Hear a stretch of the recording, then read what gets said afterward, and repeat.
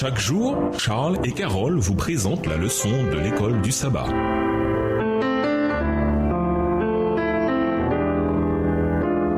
Bienvenue dans votre émission. Dieu nous parle. Nous voilà à la leçon de jeudi, quand on ne pourra plus ni acheter ni vendre. La Bible brosse un tableau douloureux du monde qui existera avant le retour de Jésus. Daniel parle d'un temps de détresse tel qu'il n'y en a pas eu depuis qu'il existe une nation jusqu'à ce temps-là. Daniel 12, verset 1. Si l'on considère certaines des périodes passées, ce que Daniel évoque ici doit être vraiment sérieux. Le livre de l'Apocalypse renvoie également à des temps troublés avant le retour de Christ. Lisons Apocalypse 13, les versets 11 à 17. Quel rôle les questions financières jouent-elles dans la persécution à la fin des temps? Apocalypse 13, les versets 11 à 17. Puis je vis monter de la terre une autre bête qui avait 2 cornes semblables à celles d'un agneau et qui parlait comme un dragon. Elle exerçait toute l'autorité de la première bête en sa présence et elle faisait que la terre et ses habitants adoraient la première bête dont la blessure mortelle avait été guérie. Elle opérait de grands prodiges, même jusqu'à faire descendre du feu du ciel sur la terre à la vue des hommes. Et elle séduisait les habitants de la terre par les prodiges qui lui étaient donnés d'opérer en présence de la bête, disant aux habitants de la terre de faire une image à la bête qui avait la blessure de l'épée et qui vivait. Et lui fut donné d'animer l'image de la bête afin que l'image de la bête parlât, et qu'elle fit que tous ceux qui n'adoreraient pas l'image de la bête fussent tués. Et elle fit que tous, petits et grands, riches et pauvres, libres et esclaves, reçussent une marque sur leur main droite ou sur leur front, et que personne ne put acheter ni vendre sans avoir la marque, le nom de la bête ou le nombre de son nom.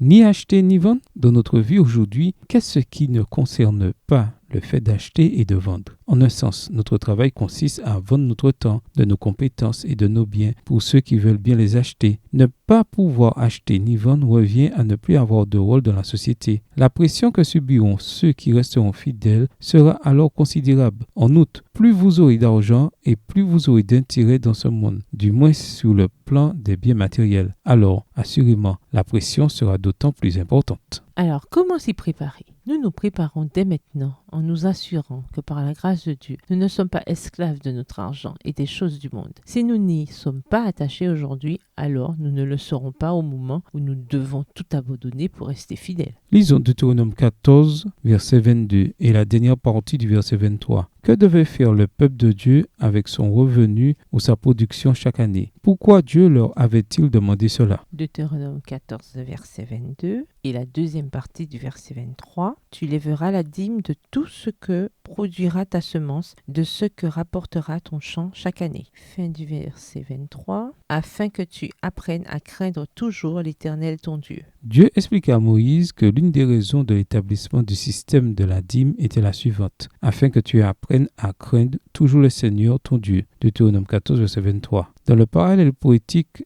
de Psaume 31, verset 19, nous voyons que la crainte est synonyme de confiance. Oh, que ta bonté est grande, que tu as mise en réserve pour ceux qui te craignent, et dont tu uses devant les fils des hommes envers ceux qui se confient en toi. Dans la version Darby. Ces versets parallèles nous montrent que craindre le Seigneur, c'est lui faire confiance. Par conséquent, nous comprenons que Dieu a établi le système de la dîme pour nous protéger de l'égoïsme et pour nous encourager à lui faire confiance pour notre subsistance. Bien que la fidélité dans les dîmes ne garantisse pas du tout que l'on restera fidèle jusqu'à la fin, ceux qui ne sont pas fidèles dans la dîme se placent dans une situation délicate. Au revoir. Et à demain si Dieu veut. Dieu nous parle. Chaque jour, Charles et Carole vous présentent la leçon de l'école du sabbat.